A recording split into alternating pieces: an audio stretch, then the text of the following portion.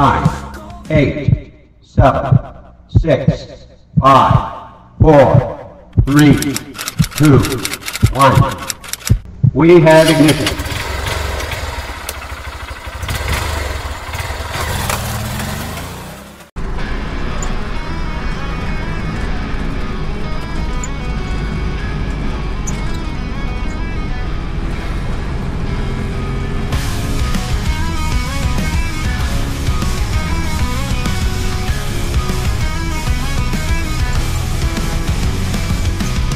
Hi guys! Welcome to my channel, and for today's video, papunta tayo kila Wes.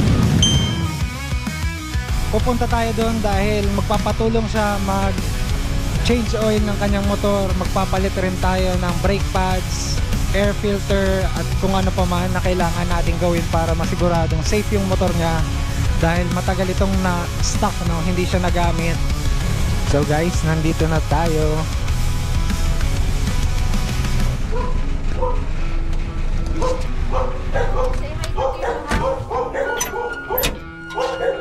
Sup?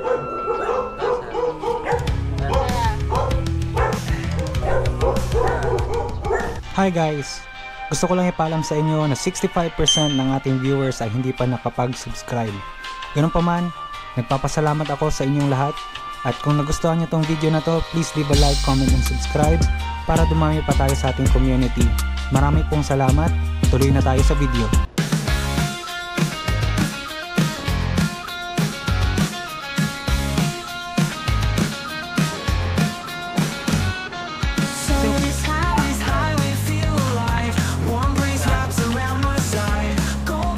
So guys, ito yung aayusin natin ngayon. Suzuki Raider J115 Fi. So yun, sabi ko nga kanina, mag-change oil tayo. Magpapalit tayo ng brake pads. Mag-flush tayo ng brake fluid. Tapos magpapalit tayo ng brake shoe sa likod. Tapos magpapalit tayo ng air filter, spark plug. Mag-a-adjust rin tayo ng chain. Okay man naman yung sprocket niya.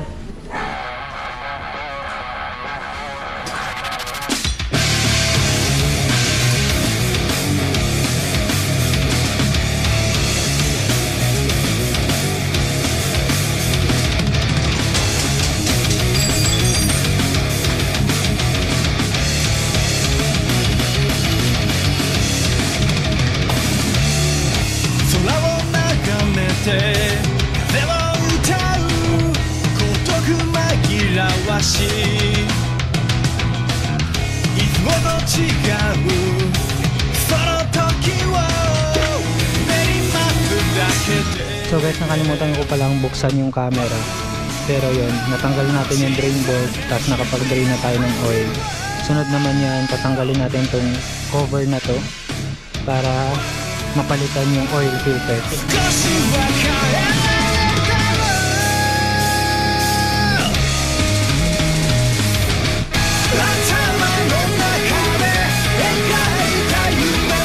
So guys, update ko kayo, no?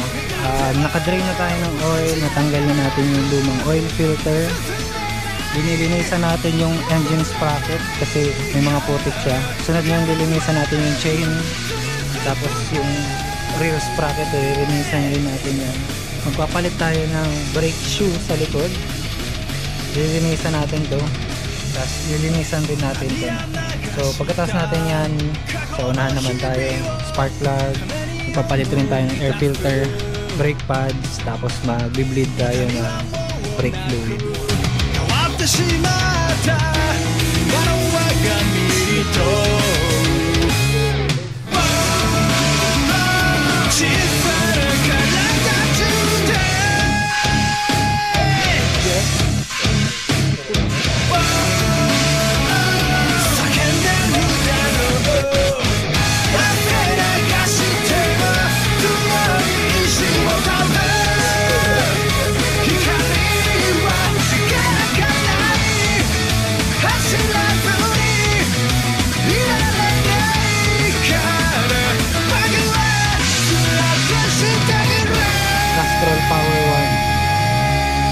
W40.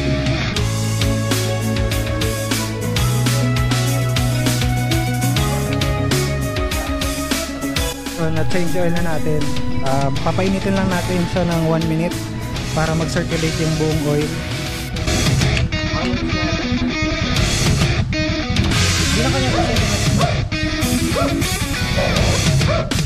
Brake pad.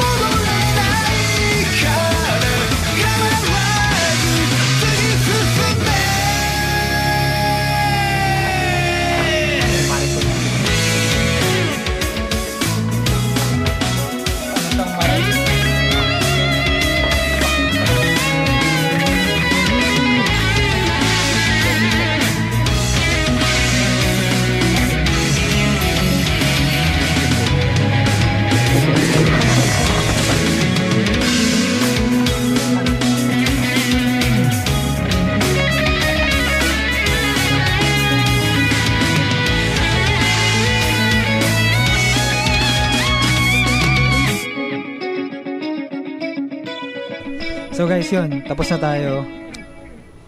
Na-align na natin yung chain, na linisan na rin. Lalagyan na lang natin yan ng oil. Tapos nakabit na namin yung likod na gulong, pati yung brakes. Na-change oil na natin. Tapos na-bleed na natin yung unahan na brakes, no? Tapos naparitan na natin ng brake pads. Tapos ito yung una niyang brake fluid nung pag-bleed natin. Tapos ngayon medyo okay na siya. Balik na siya sa dating kulay, sa pagkakaiba. So, minake sure namin na malinis siya, no? Nakailang bleed kami para masiguradong walang dumi sa brake line. Ano pa? Test drive. Test drive na. So, yan. Test drive tayo. Tapos na natin lahat ng kailangan gawin. Ito test drive na natin siya. Okay naman yung preno. Okay. So, yan. Ingat. Wish me luck.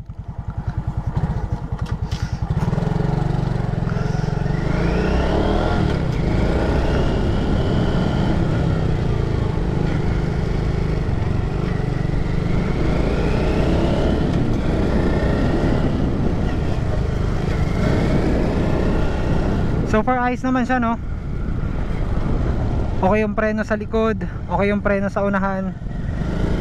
Mas gusto ko lang na konti pang lakas ng preno sa likod. Konting adjustment lang yan kasi drum brakes to, no? So try kong i-adjust ng konti pa yung preno sa likod. Dadagdagan ko siya ng konti. Madali lang naman yan. Yun, malakas na yung preno sa likod. Tamang tama lang. So test run naman ni Wenz.